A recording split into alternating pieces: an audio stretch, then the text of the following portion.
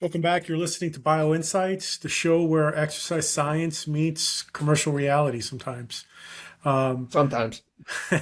we're all, we all program intensity and we track volume but there's a third variable, and I think it's always in front of coaches and owners and trainers, and it's often misunderstood. And the topic that we're going to be jumping into today is fatigue. And we've heard it all the time from a client. Uh, there's a measurable, some type of physiological state that we kind of try to define, and we can't really measure it sometimes. Or if you can't manage it, then you're losing control of the program, and you're most likely going to lose the client. So today we're going to go a little bit more further into fatigue. We're going to challenge some assumptions. Um, we're going to really talk about how this relates to our careers, obviously, and to our backgrounds. But, when an athlete walks in, or a client walks in with pain or fails to lift or goes undiagnosed, this really becomes an issue with either when we've talked about energy leaks, we've talked about muscle weakness. This could eventually become a red flag. This could really lead to poor movement as well. And it starts really, and we're going to like to kind of get a better understanding. When we say fatigue, it really starts at the brain. And that's the first, as far as movement goes, the journey of movement, right? The brain to the muscle fiber, and then, somewhere along this motor pattern, there's a breakdown. And that's really what we're going to kind of elaborate a little bit more. And I have back with me Dr. Juris. Welcome back. Thank you. Uh, so, this concept of fatigue, is really, is it, is it due to a muscle being weak? Is it due to some type of um, lack of understanding as far as, the trainer not listening, the therapist not listening? How do we manage this so it doesn't become really like an injury, and then we blame the program or blame the coach, and then we end up not having a happy athlete or a happy member? That's a very complex question, right? And there are broad implications because, as you mentioned, about how do we define fatigue? How do we measure fatigue?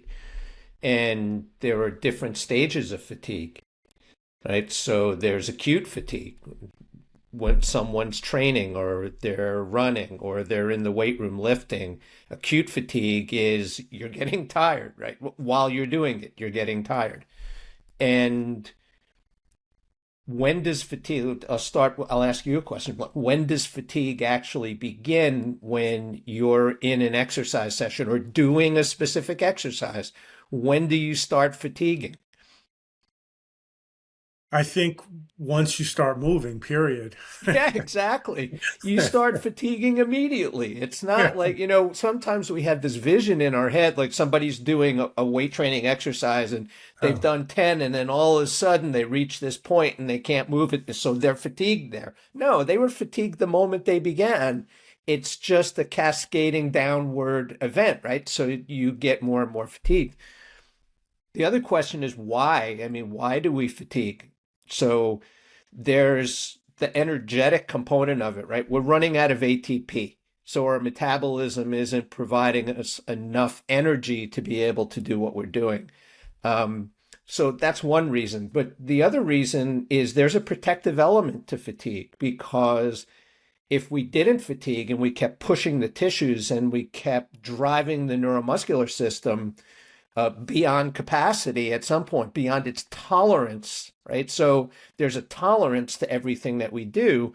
And if we drive it too far past that level of tolerance, then we get strain, right? So stress is the load we impose on it. Strain is tissue deformation. So if fatigue is necessary, it's kind of telling us, wait, you got to slow down a little bit. You got to take a break. You're pushing too hard. So It's like pain. Like, pain is not, we don't want pain, but it's telling us something. And fatigue is doing the same thing. So, just on a short, in a very acute sense, we have to be aware of how someone is responding to the stress we're imposing and how quickly their body is kind of falling off in its ability to maintain some output. That's just the acute level. So before we jump a little bit further, what we view traditional movement either uh, different ways, right? We look at it isolated. We look at it as far as correcting the individual muscle group. Um, this system view sees the body and the nervous system as one integrated unit that organizes itself to solve this task. How, what's the distinction between when you assess, you program, and you coach? What's that? Can you walk us through this traditional isolationist, like a isolationist model that falls short? You mean in terms of how we select movements to do or exercises to do? And yeah, I mean, that's kind of, it's a corollary subject as it relates to fatigue, because obviously the way our neuromuscular system functions, it's going to again create stressors on the system, and then that fatigue begins, and they're working kind of hand in hand. But I think there's this impression that, and I've heard this from so many people over the years, that we develop these engrams, those engrams are like little mini programs that control a particular movement sequence. And it's very refined and it's very defined. And when I want to do a movement, then I execute this engram. And some of the arguments against doing things like isolative muscle training, right? You don't train a muscle in isolation. Why? Because it screws up those engrams. Well, the system doesn't really work that way. We don't have highly specific engrams that control movements, because if we did, and if that's the way we functioned, then we would need one for every movement variation we can produce, which means we need infinite engrams just to be able to drink a cup of coffee. So it doesn't work that way. And what the system does is it sends out broad signals, right? So Dick Schmidt used to call this schema theory. It's a broad generalized signal that says, here, move in this particular direction, move this limb in this way, not a specific code controlling every aspect of that movement, but just a generalized outflow. And then what the system does is it kind of chisels away what it doesn't need in order to refine it. And it's done through inhibition, not facilitation. So it's inhibiting what it doesn't want to come out, and in so doing, it actually refines and controls the pattern so you get something very precise. And that process is a learned process, right? Sure.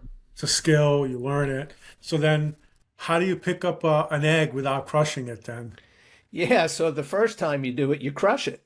So if you've never picked up an egg before, you grab it and you crush it, right? So it's what you're doing is you've got a whole feedback loop that's going on, and you've got sensory nerves in the fingers and pressure receptors. And so you could feel, is it sliding through your fingers? I mean, maybe the first time you pick it up, you're afraid to break it. You don't squeeze it hard enough. It slips through your fingers and falls. Or are you squeezing it too hard? You start to feel that it's deforming.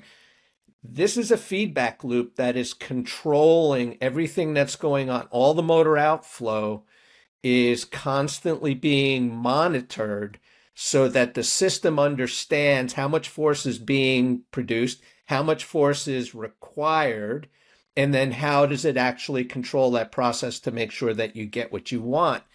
That's kind of this ongoing, what we call a closed loop feedback system. It's move, sense, compare to what you're trying to do, move again, and continue this thing until you finish doing what you're supposed to be doing. And that process is the rate coding of it is different for every single person. And how, and typically in a program, you see improvement earlier on, and that's what this is, right? It's that motor program, it's the rate that it's firing at that we initially see in that, at least in this movement framework. Yeah, so there's basically two different types of motor unit recruitment strategies. What you're saying, rate coding. Rate coding means the central nervous system is pinging the same motor units over and over and over again at a certain cadence or frequency or rate, right? So that's rate coding.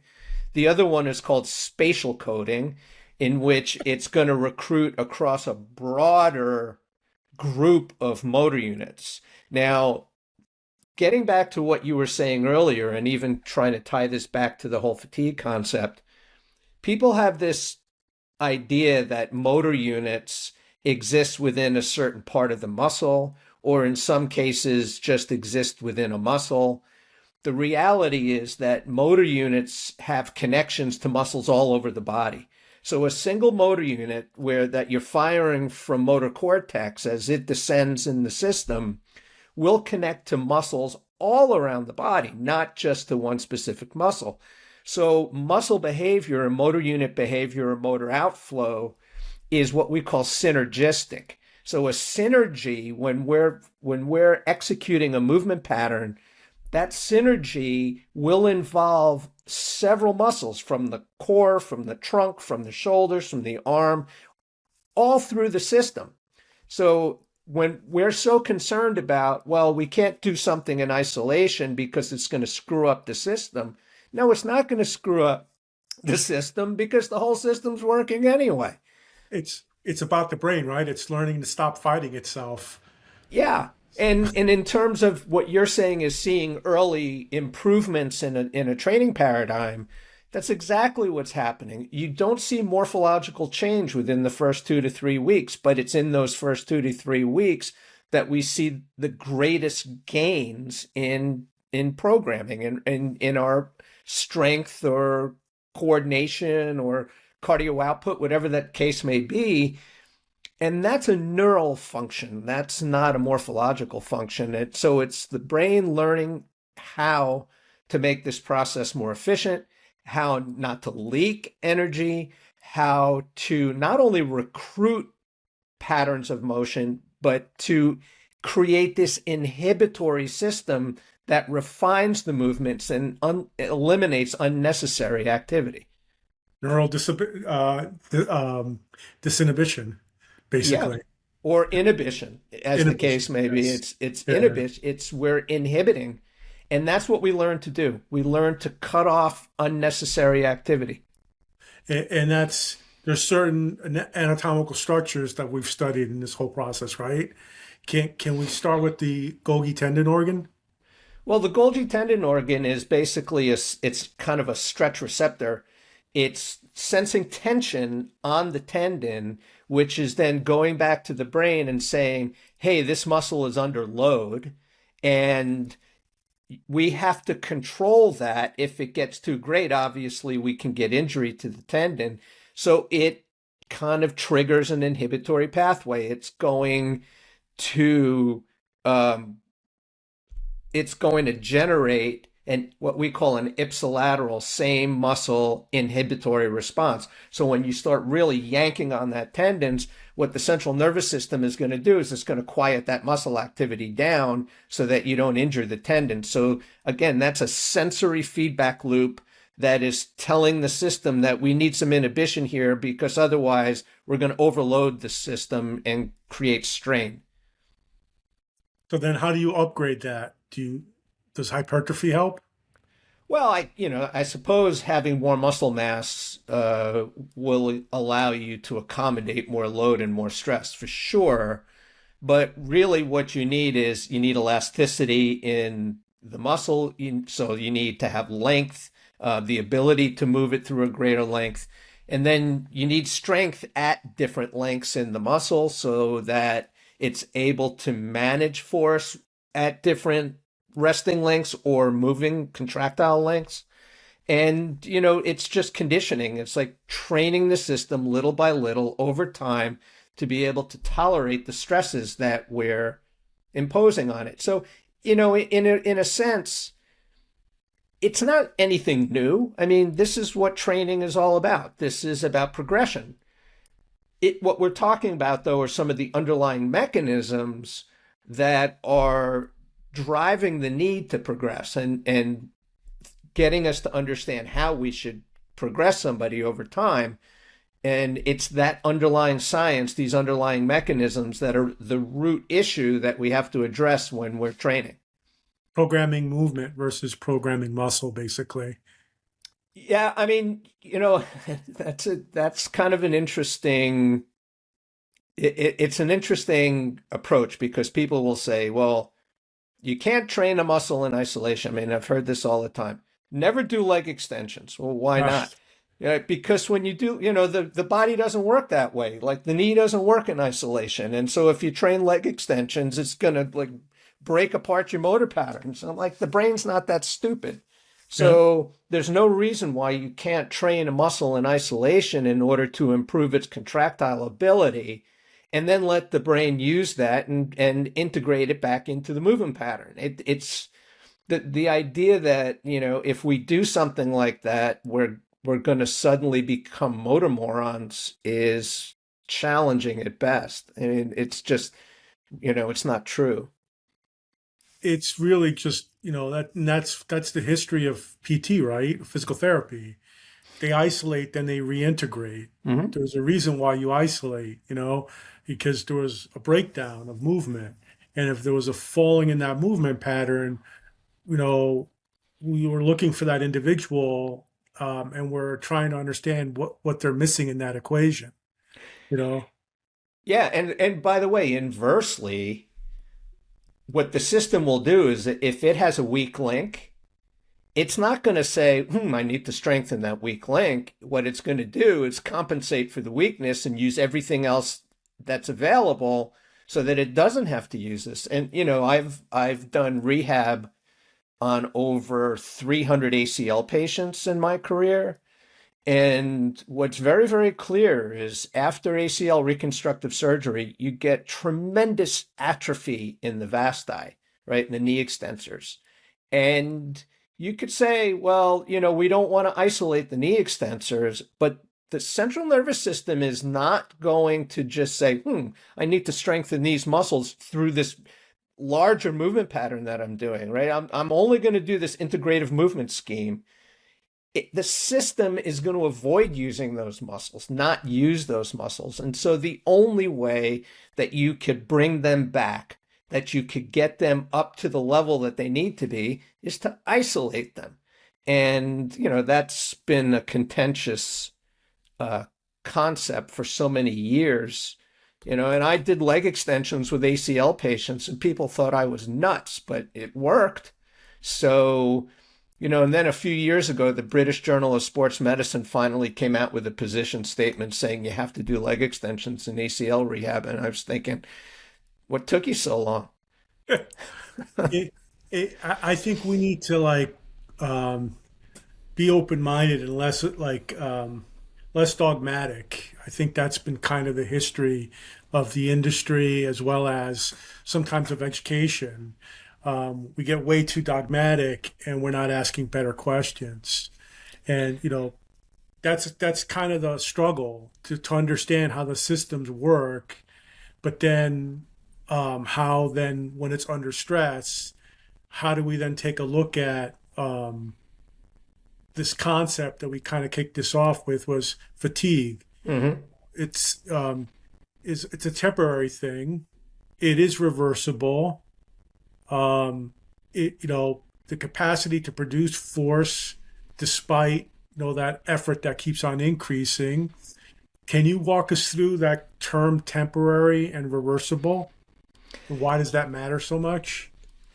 Sure. And I think, this gets back to what stage of fatigue someone is experiencing. And I started off just saying, look, there's acute fatigue. And a lot of it has to do with the way the central nervous system recruits motor unit activity.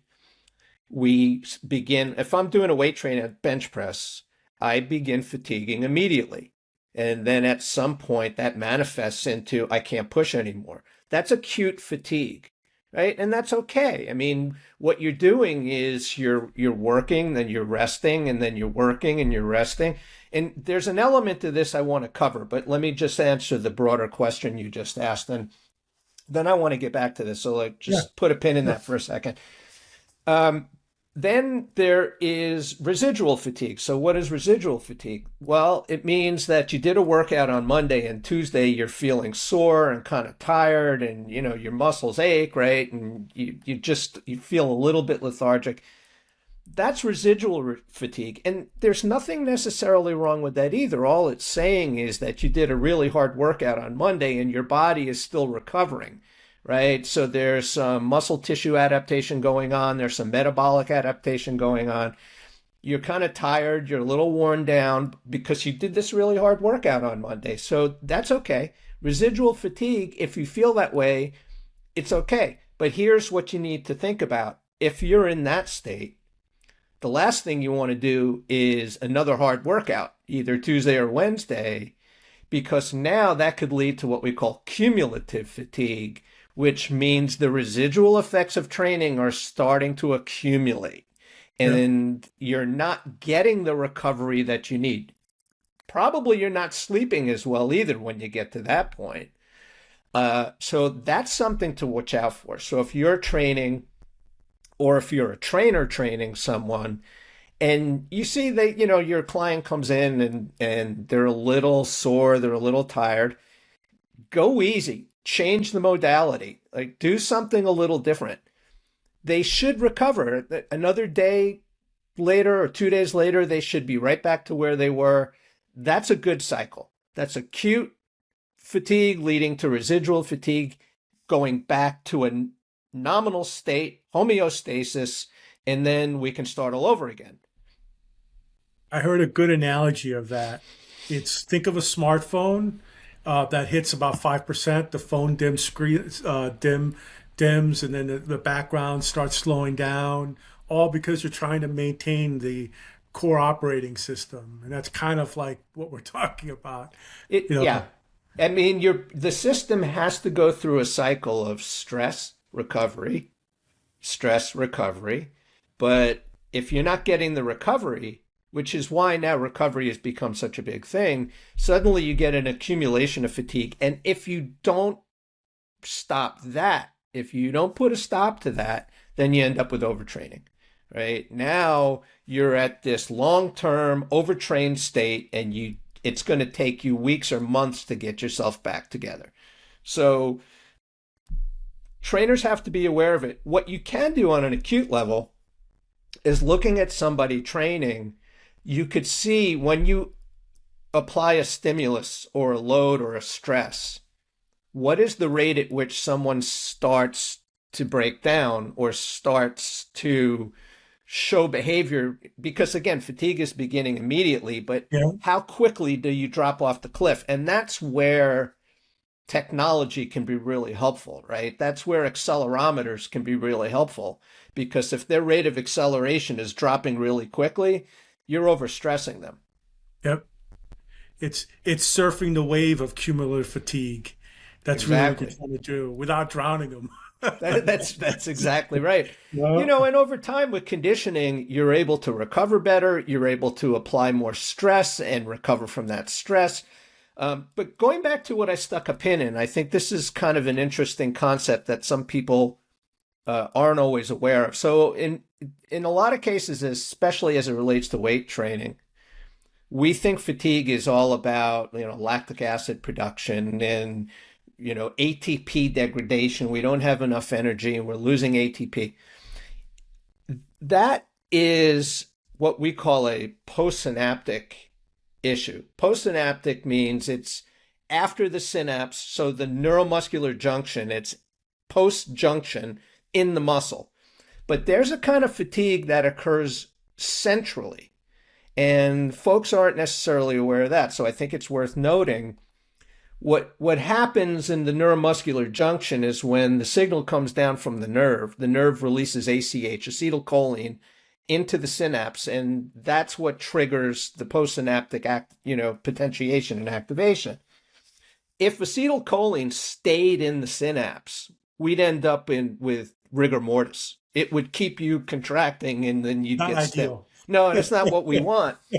So what the system has to do is it has to remove the acetylcholine, and so that it stops the contractile process, and it does that with an enzyme, acetylcholine esterase, and that breaks down the acetylcholine, which is then brought back up into the presynaptic terminal and reconstituted into ACH. Sometimes when we continuously ping the system, you mentioned rate coding, if we're constantly hitting this neuron to fire, fire, fire, fire, fire, eventually it can't reconstitute ACH fast enough in order to continue to send a signal to the muscle, in which case it fatigues. So that is called neural fatigue. It's not muscular fatigue. Is it central or more peripheral? It's central. It's central, and it's central meaning there are multiple neurons that are being hit along the way. And then it's also peripheral as it gets to the neuromuscular junction. But, this is something that one of my neuromotor professors did years and years ago. His name is Walter Kroll. He did this experiment in front of the class, and everybody was kind of shocked. He had someone doing biceps curls until they couldn't do anymore. They're like, done. I can't do anymore. I'm shot, And then he said, okay, and he took an electrode and hit him with an electrical current, and the muscle contracted. And everybody was like, wait a minute, I thought you couldn't do anymore. So if you're truly fatigued, and if the muscle is truly fatigued, then nothing happens when you zap it. I mean, it's just done. But in this case, the muscle did contract, which means all that fatigue was occurring in the central nervous system and not at the muscular level. How does somebody distinguish between the two? They don't, right? There's nothing that we can do looking at somebody exercising to know where they're fatiguing. But this is where we get into something like cluster loading. If you give someone an opportunity to pause in between clusters of repetitions, you can work to fight against that neural fatigue, and so that you're able to drive the person a little longer before they can't do anymore. So what should each recovery strategy actually look like then? Should we be doing a big thing right now in the industry? Ice baths, massage guns, sleep is all of a sudden in vogue. Well, you're talking to the right person there. I own a sleep mask company, so I personally feel like sleep is definitely at least my secret. I know when I can be effective if I get anywhere from 7 and above of hours of sleep. I function really well. But if I start getting like you're talking about poor quality of sleep, and I noticed that I've been lately either grinding out myself physically, a long bike ride, let's say a big heavy lifting session, doing cluster sets. That neural drive along with the 30-mile bike ride all of a sudden is like, hey, your nervous system's barking at you. I can't sleep well. I don't sleep well whatsoever. It's like I'm tired. It's not an issue of fatigue. I'm exhausted. It's like I'll nap typically after long rides. That okay. For me, yeah, that for me, I nap. I try to nap as much as I can because I know for some like quality of sleep when I've done a massive amount of stress, because that's what exercise is. It's stress. Repeated stress over time. Yeah. Yeah. So, this concept, central and peripheral fatigue, and then how the body adapts, how do we really, what does a strategy look like? I mean, I think everyone needs to find it out for themselves. I don't think it's so cut and dry, but I have a couple of opinions on it. So what I do with people is it's a really simple thing. You know the smiley chart that you see in the doctor's office, how much pain are you in today? And you've got a bright smile and, it's green on one end and it's red and, frowny face on the other end. Like you could just start with that. Like, how are you feeling today, right? How are you doing today when you see somebody? How do you feel? How are you doing? And like even on a 1 to 5 scale, like if someone says I'm a 2, well, maybe today should be kind of like a light cardio stretching, let's do a kumbaya moment, because if you push them when they're like that, it's not going to come out well. So you have to kind of think about what is the intensity level of the workout today and how much time does this person need before we A, do any workout at all, and then B, what kind of workout do we do when we meet again. So that's the first thing. I think sleep is an amazing indicator. I mean, I've been really deeply involved in sleep for the last 3 years because my wife and I own a sleep mask company. So this is what we're looking at, and particularly as it relates to performance, right? So why does it work? Why does covering your eyes and having specific pressure, specifically, the product that you bring up, why is it more effective than not having it? Because I find it difference, and I've been using it regularly, and I do notice an improvement in RMSSD data, but also, my sleep quality. Well, I didn't mean for this to be a plug for our company, it but relates to fatigue because it really it does. ties into like how do we deal with fatigue, because there is the energy side of this, but I think that's been demystified and debunked half the time. Everyone thought lactic acid or you brought up a CP or ATP issue. That's hogwash, man. We're not exactly a malnutrition society. We have plenty of energy. It's an issue of how do we metabolize that energy, and that's training. Right. So that's not really the issue of fatigue. No. I think it's conditioning, right? That's what that is. Yeah. Yeah. Yeah. But let's answer that. So there are two things that you have to do, and look, sleep masks are everywhere, and it's in some cases it's a commodity.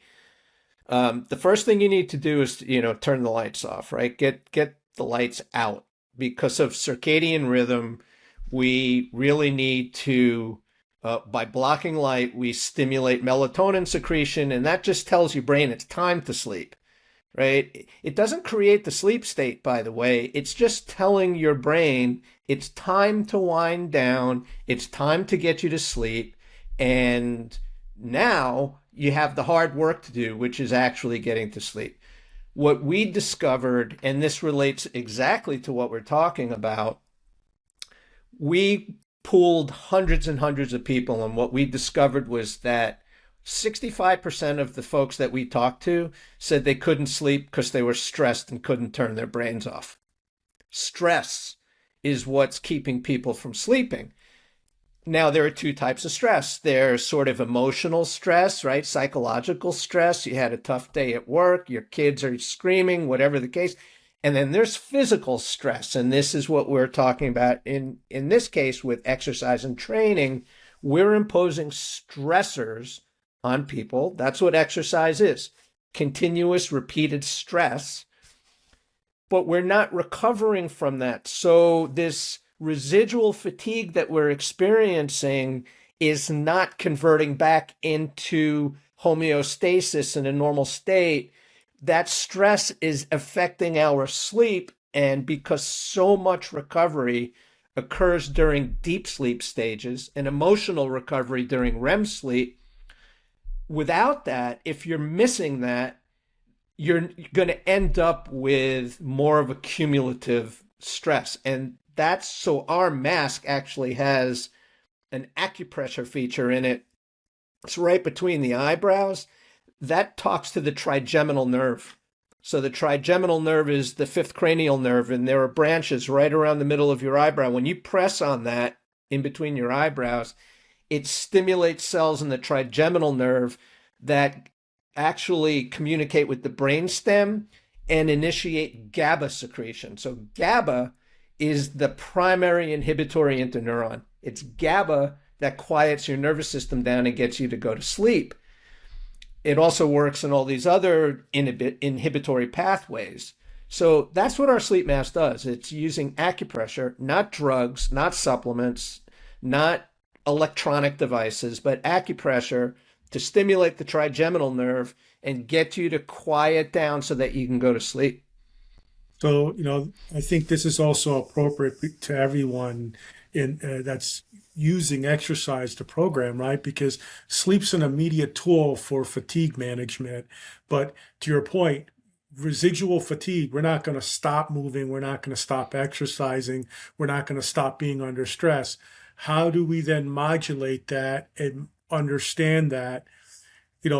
I think today there's been a push with wearable technology to kind of get visibility on that. Mm-hmm. I think certain numbers are valuable. Latency of sleep, the duration of sleep is sufficient to be able to detect somewhat validly.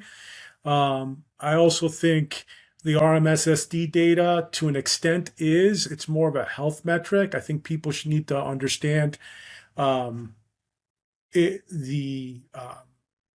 what happens when you're looking at that heart rate, that HRV number, the heart rate variability number. When it's in a specific position over a period of time, it could be desensitized a little. Mm-hmm. So a better indicator is when you stand up first in the morning and then you go back to bed and remeasure, and that's called an orthostatic measurement. Mm-hmm. I think that's a great tool. It's been studied really well, and it kind of shows in let's make this a little bit more applicable, an aging population, because we know by 2030 we're going to have a clef of over 65-year-old people in our society is just going to be a larger group, a larger chunk. And this is important to understand fatigue, because it's not only physical, it's mental, but also it can be detected in many different ways. How do you, besides sleep, besides HRV, could we see this in balance? I read a study looking at particularly a single leg balance with eyes closed for a 50-year-old population, women too, all the way up to I think by 65, the difference was from 50, they were a single leg balance score of like 6.1 seconds, and then by 65 they were 4.1. So they couldn't hold this single leg score and keep their eyes closed. So it's a diminished proprioceptive and vestibular signal. And that's kind of what we're talking about in the impact of the nervous system here. That's another way of looking at fatigue, right? I don't think we really understand how it is all tied in to the brain itself. So how can you look at this blind spot, this invisible fatigue number, and kind of explain what we're missing? There are a lot of different ways that you can test subjectively is well, it's not the best way to do anything, right? So we're trying to avoid subjective measures.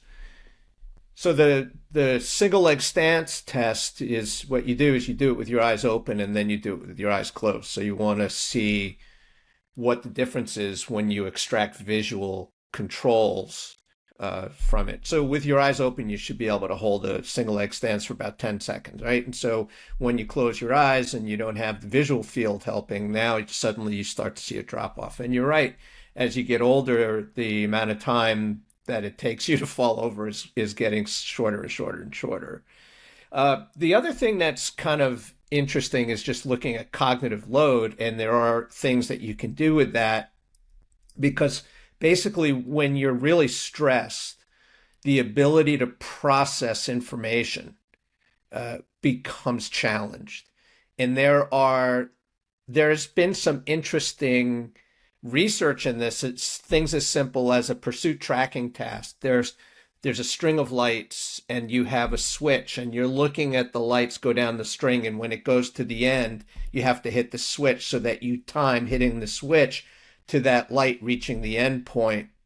And what some scientists have done is they put people on a stationary bike and they have them pedaling at different percentages of their capacity of their VO2 max, right? So they get them at different levels, and then they see how accurate they are at predicting when that last light is going to illuminate.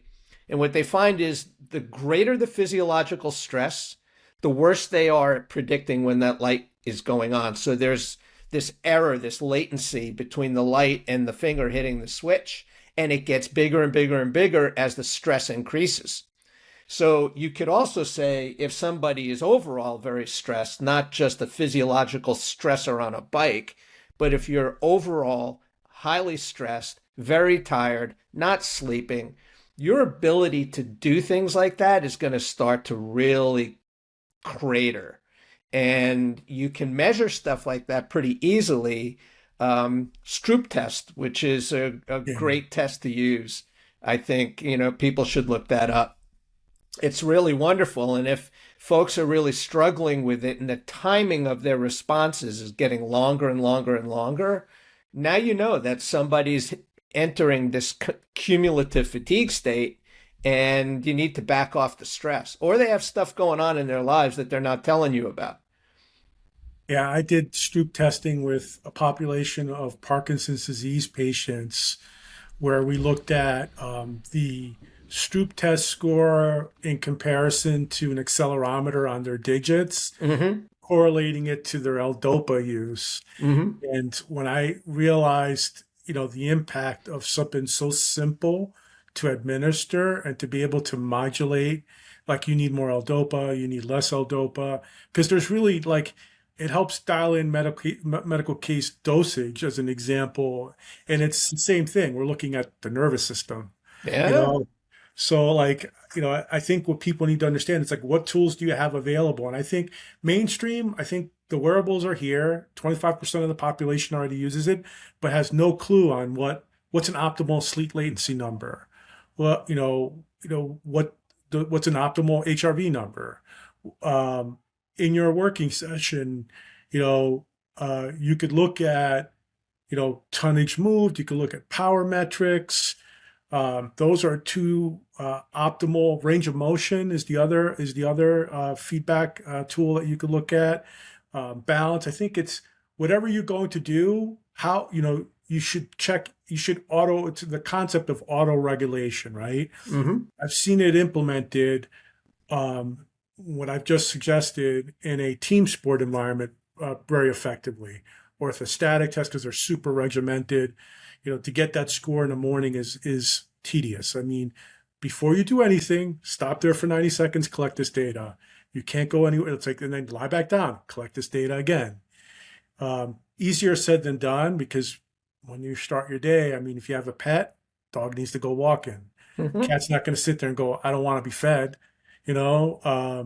Kids, so I think it has to be frictionless. I think whatever tool works for the individual, but I also think that people, just because they're fatigued, because human behavior will not want to do often, there's very few driven individuals. So this concept of fatigue it's very complex, central and peripheral fatigue.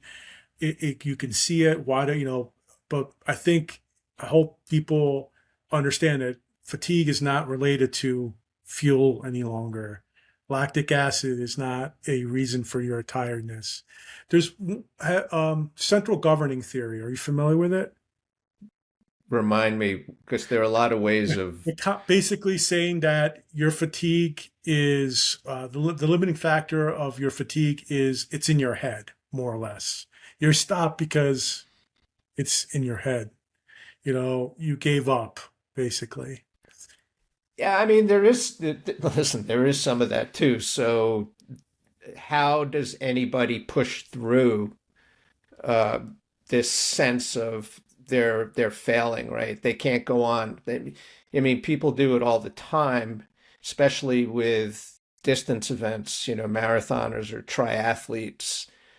You reach this state at which you say, okay, I'm kind of done, but you keep going. And that is sort of a central kind of mental, emotional, psychological thing where you're controlling your response to these sensations that you're getting. And you're either going to fall off or you're going to push through. And it can happen on a micro level too. I mean, look, for me the other day, I was doing cardio work and I was feeling kind of crappy. But I said, you know what? Instead of backing off, I'm just going to push through this. Really, I'm going to increase my workload. And that worked for me. But it doesn't always work, right?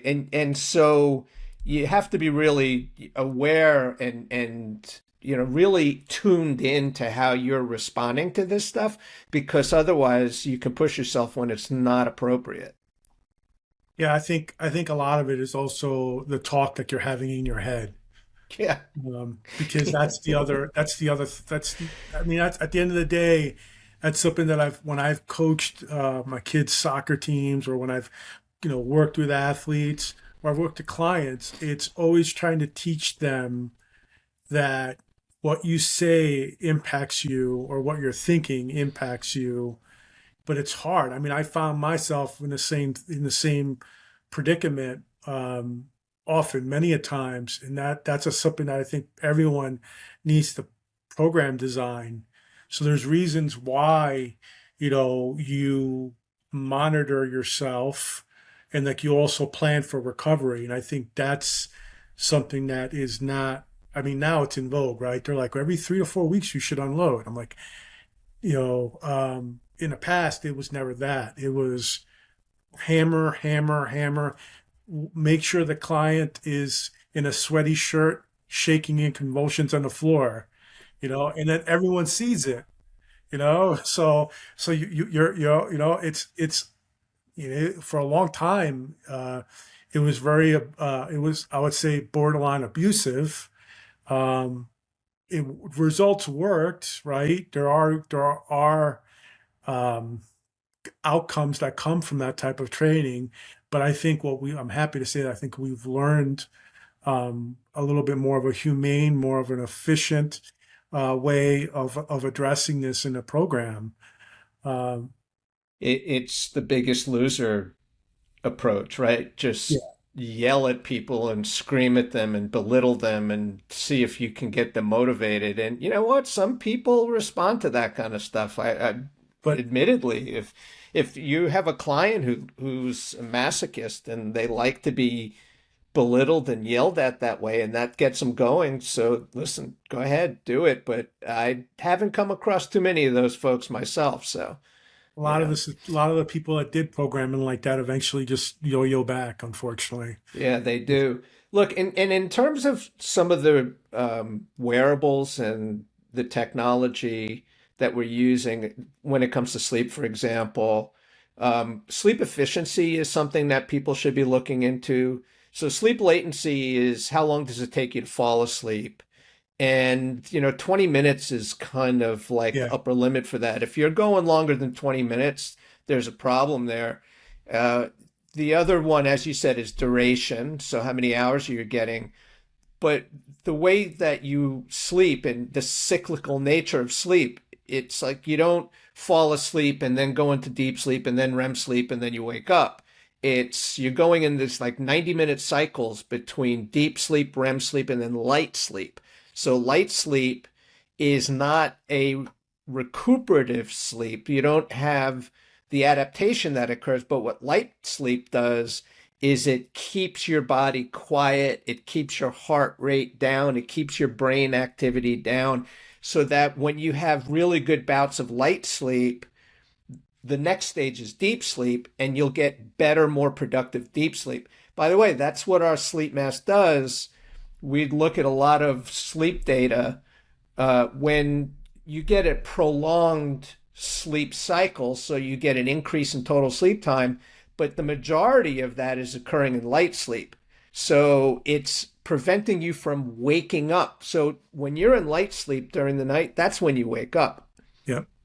So Sleep efficiency means that of the total of 8 hours that you had, how much time did you actually spend in deep and REM sleep or light sleep, but not waking up? And if you reach a wakened state, you're losing efficiency, and that's not helping you either. So you want to look at your efficiency scores. That's a great point. I feel like the biggest thing too is resting heart rate. To add to that, Mm-hmm. is how much you're working during your sleep. If it's higher, like I notice on the nights that I go out, I'll have a couple drinks with friends, and it's like that resting heart rate is really high, and my sleep efficiency sucked. It's like, uh, it's like so like you physically now. I think that's what exposed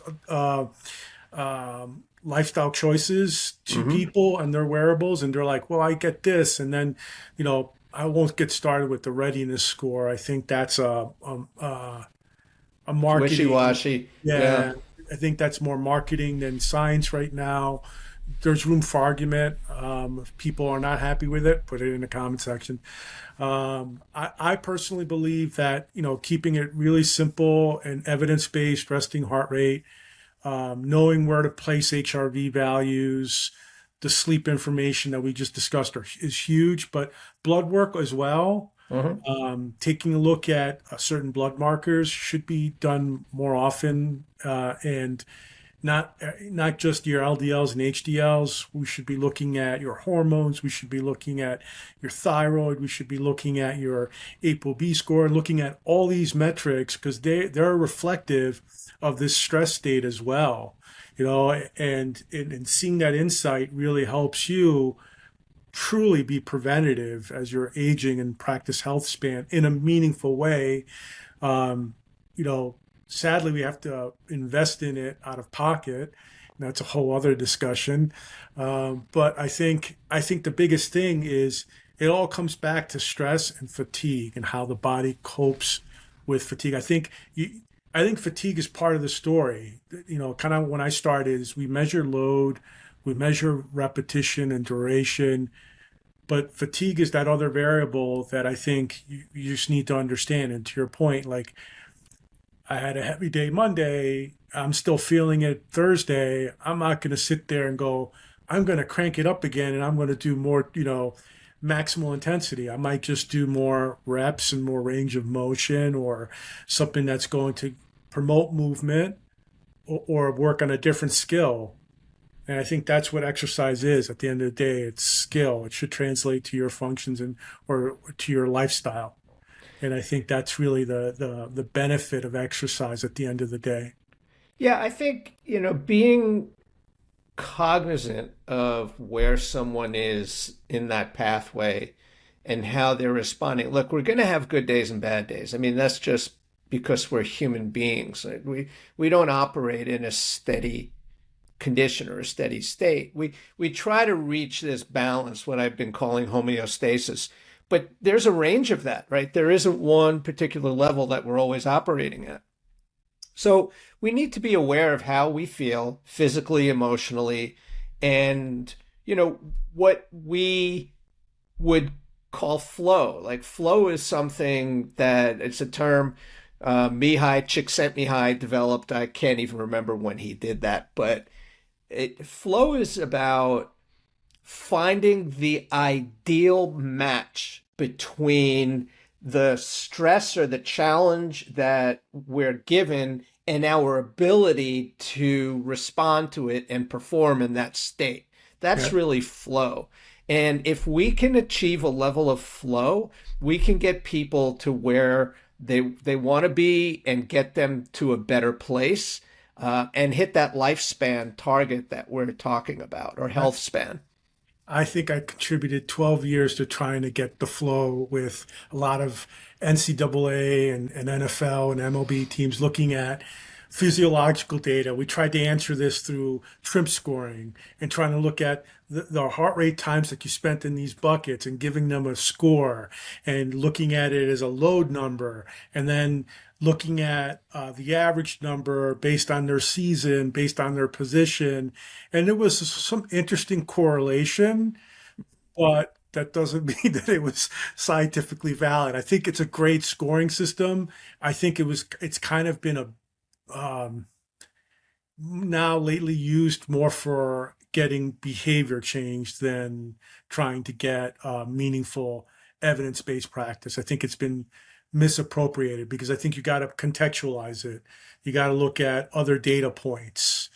If it's an athlete, I would love to take a look at their speed of movement, the amount of distance that they've covered, the amount of maximal sprints that they might have taken in their practices, and then correlate that to this trim scoring number. If it's a general pop, I would want to say, okay, you load your body this much, but like to your point, how do you feel today? Are you still sore? Could you do 2 days back in a row, 2 days back in a row, or do you need one day on, one day where you're doing maybe some light movement, which might be just walking, cardio, biking, non-impact stuff, and then I could load you the next day.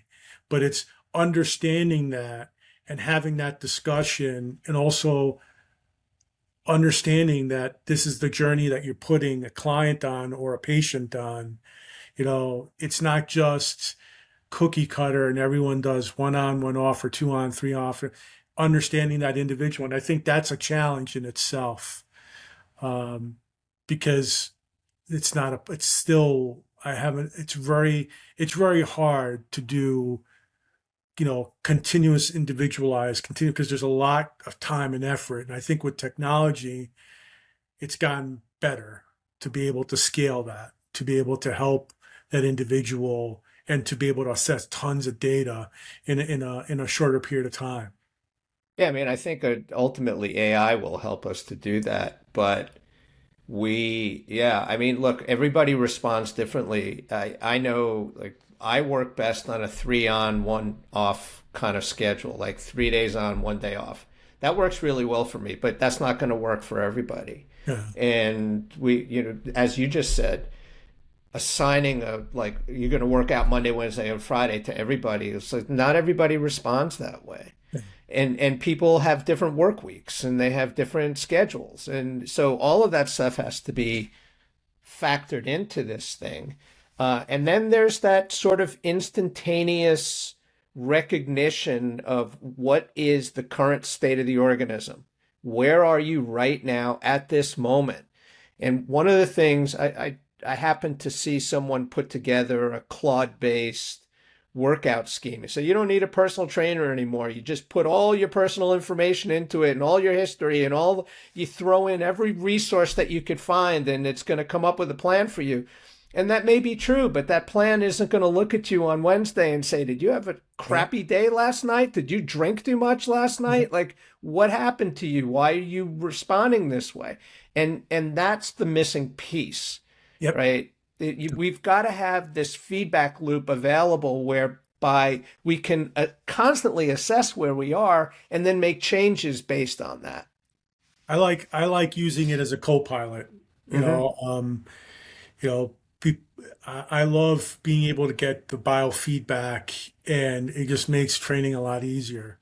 And I for years have been very regimented and not borderline abusive, but I do treat myself like, I mean, the younger I was, I beat the daylights out of myself. I was a college football athlete. I believed in working hard all the time, powerlifting, Olympic lifting. I learned it through hands-on experience, then got to meet a lot of different practitioners and professionals that were doing the research, and then realized that if I modified this, I saw different outcomes. And I think that's part of this experience that everyone needs to understand. You have to have an active role in this. So I hope really that this discussion of fatigue was helpful. I'm really happy that we got to talk about certain other parameters to be able to look at this as well. But if you have any questions, or if you want to have a follow-up discussion with Dr. Juris and myself, please let us know. Thanks, Paul. Thanks, Marcelo. It's always a pleasure. Yeah, I think